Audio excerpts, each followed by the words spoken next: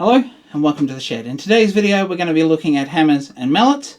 So let's jump in here and have a look at what I've got here and what I use in my woodworking. I have a lot of hammers here, so let's just start with the metal hammers that I have here.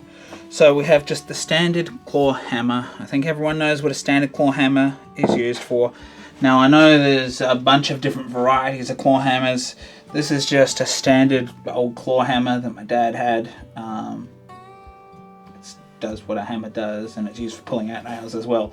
Works pretty well. Has had a replacement handle, so I'm not sure what the brand is. Then we've got a Ballpeen hammer. I'm not sure the weight of this particular ballpeen. This was one I found secondhand. Let me just tear this, give it a quick weigh. So around that 600 grams in total. So that's just a nice weight, and this is great for peening over little bits of metal. Then I have a little dinky one here. This was actually almost a little kid's hammer, but it really does come in handy for those small nails and things when you're trying to hit little tiny pieces or remove little nails. Claws a little tighter on these for removing some nails that you might need to from reclaimed timber or whatever. Then we have just a little upholstery hammer, or what's known as a tack hammer. This is what's very important.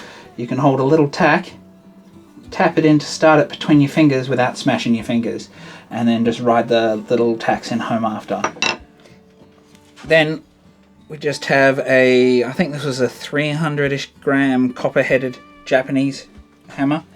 Now, where these differ is they have a flat head here and they have a rounded piece here, and that's for denting and the timber, so you can compress a joint, which is very common in Asian joinery. So, yeah. This comes in very handy. I use it with my chisels as well, and it's just an all-round pretty decent hammer to have. Another nice, quite weighted hammer. Then I've just got a couple of other hammers here. This one was a Thorax Hammer. I'll leave the link. It didn't come with the wooden handle, so I chopped off the plastic handle it came with and put a wooden handle on it, because I just could not stand the plastic handle on some of these hammers. So just a double nylon face. This one's slightly harder. This is a slightly softer face, and yeah, there's so many different types of these, so I can leave some links. But the Thorax is the one that I've been using and works pretty well. And you can just obviously screw these nylon heads out and replace them.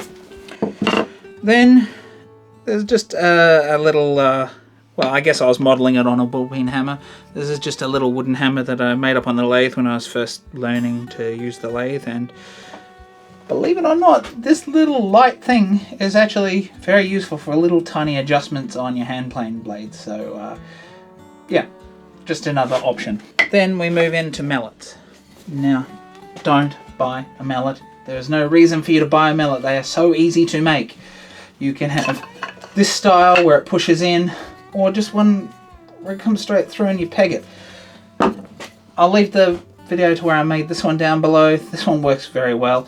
The head is jarrah on this one, so it's maybe a little too solid. It's almost like hitting chisel with with a metal hammer, but because it's on the end grain, we do still dent the end grain in this, and so it is a little bit softer. You can actually soft face these if you want to, but it's important you get the right angle, so when you're actually using these, they actually sit at a nice angle for you to actually hit, rather than coming right up. That's why the angle's there. It also means when it sits here, you can pick it up easily, so you can set it down to your side and pick it up. So that's enough from me on the hammers that I use. So I'd love to hear what you use for hammers, mallets, designs. Do sound all off in the comments down below. While you're down there, hit the thumbs up if you like this video, hit the subscribe button, the big red one, hit the little bell next to it and select all so you don't miss out on any new notifications. And if you'd like to see the Traveler's Kit that spurred this extra information, check it out just here. Bye for now.